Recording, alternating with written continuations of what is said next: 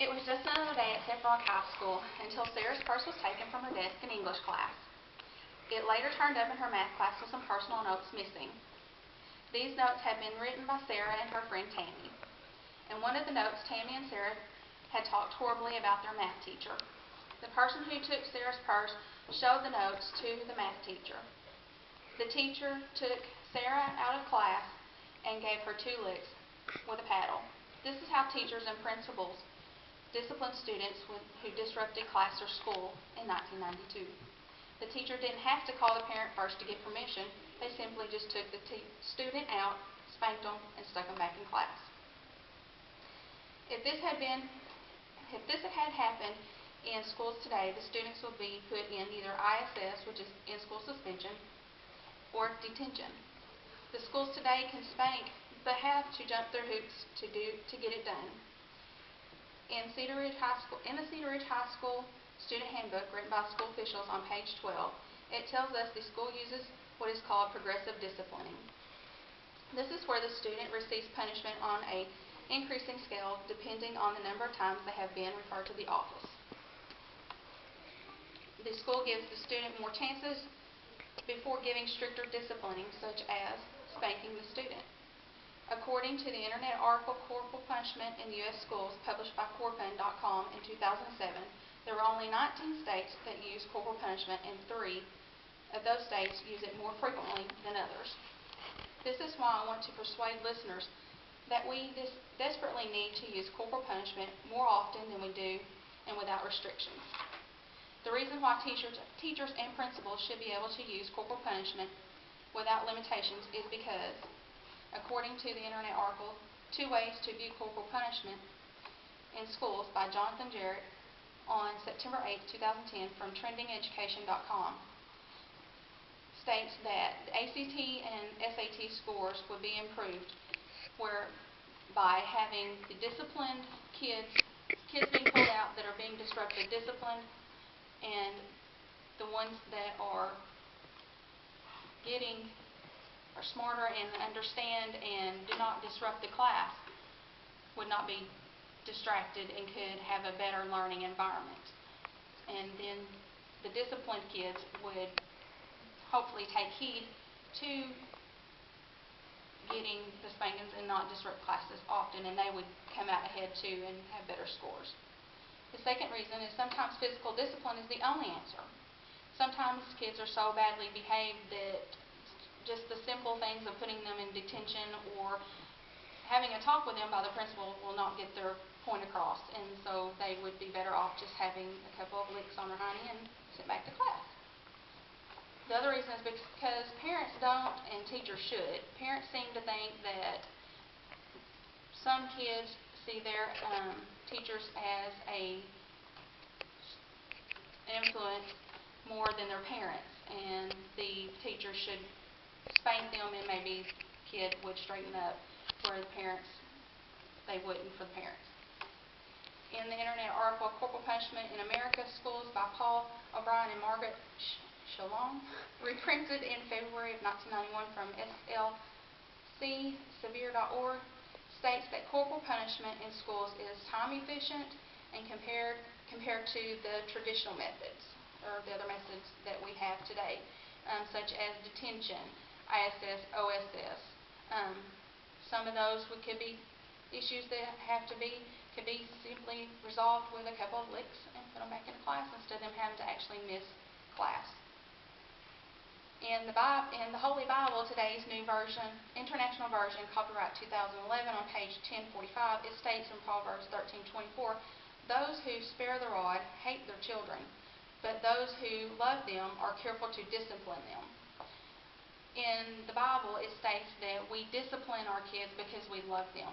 We want them to go down the right road and not down the road of destruction, and it also imparts wisdom and family cohesiveness, I guess you would say.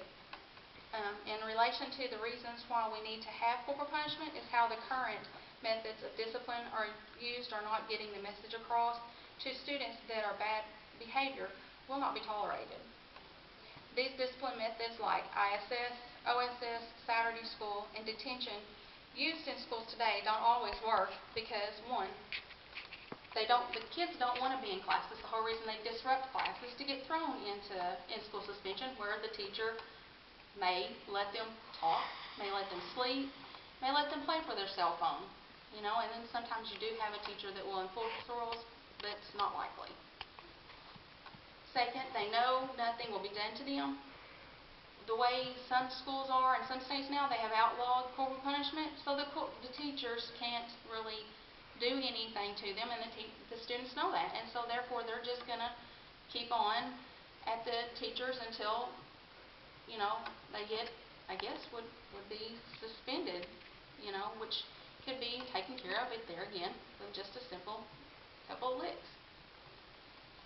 They, in the Cedar Ridge School Handbook, written by school officials on page 21, tells us that they get 5 chances before a fence petition is filed. A fence petition is a family in need of services. This is simply they get put in the court system. They get licks offered to them 1 time out of the 5 times they go, and that is the student's choice. It's not you're getting the licks. On the first referral, they get a talk with the superintendent and 2 detentions. The second referral they get is in-school suspension or the 2 licks. The third one is Saturday school, and if they fail to show up to Saturday school, they get 2 days in-school suspension. And on the 4th time, they get OSS, 1 to 5 days, depending on what it was that they got in trouble for. Their minimum is an office referral, which is simply just sent to the office for a talk with the principal, and the max is expulsion. And that is depending on the severity of what they have done. Plus, the next reason would be the students just lack respect. They lack respect for their teachers, for their peers, for elders, whether even out in their environment. They need to be taught that they should respect their elders and not be rude and disruptive in class, and to be there to learn, and things would go better. But that's where corporal punishment would teach them respect. In addition to why teachers and principals should be able to use corporal punishment without limitations, and the discipline methods that don't always work, is how the schools choose what discipline method fits the disciplinary infraction. Most schools' method of how they choose what discipline goes with what disciplinary infraction is not the right choice a lot of times, because, once again, from the Cedar Ridge High School Student Handbook, everything I've read indicates that it's based on how many times and referrals the student has had, and it should be based on the infraction instead of how many times they've been to the office. For an example, disrespect to an authority. That, from what I've read in the handbook, is going to be detention more than likely, where they should, if they could get pulled in there and get a couple of paddlings, I think that would teach them more to respect their authority better, instead of just 2 detentions at lunchtime, which is really not going to do nothing. The kid's going to think, oh, I can do that again. That wasn't so bad. I didn't get in trouble. And then schools sometimes over or under punish, and it just depends on the infraction. For example, like engaging in a verbal abuse of another person. They, in the Cedar Ridge School Book, if I'm correct, have, see, that is, I think, ISS or OSS is one of the 2, where they will either go into in-school suspension or out-of-school suspension.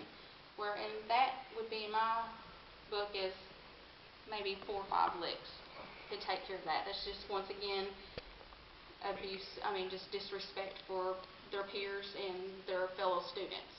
And we can teach them respect by a couple of licks, maybe give them a kick in the honey to get it going there. And in conclusion, I have pointed out just a few reasons why we need schools to be able to use corporal punishment actively. Again, in the Internet article, Corporal Punishment in the U.S. Schools, it states that only 50 states, out of 50 states, there's only 19 schools that use corporal punishment, and of those 19, 3 states, and those 3 states are in the South. They are Alabama, Arkansas, and Mississippi, that use, and they use it only a little more than the others. Corporal punishment would help teach our kids that we love them and that we want them to stay off the road of destruction.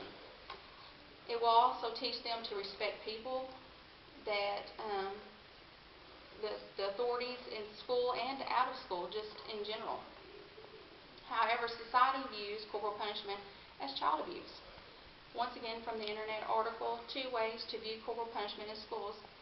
Some parents, students, and even teachers think that corporal punishment will hurt the student's self-esteem. But what I have to say is, what do you call what they are doing to the students when they say abusive things to them? That's hurting the other student's self-esteem. If we don't use corporal punishment, the kids will think that they can get away with anything. And also, corporal punishment has been used since the Bible times, and it has never really hurt anyone as far as I know.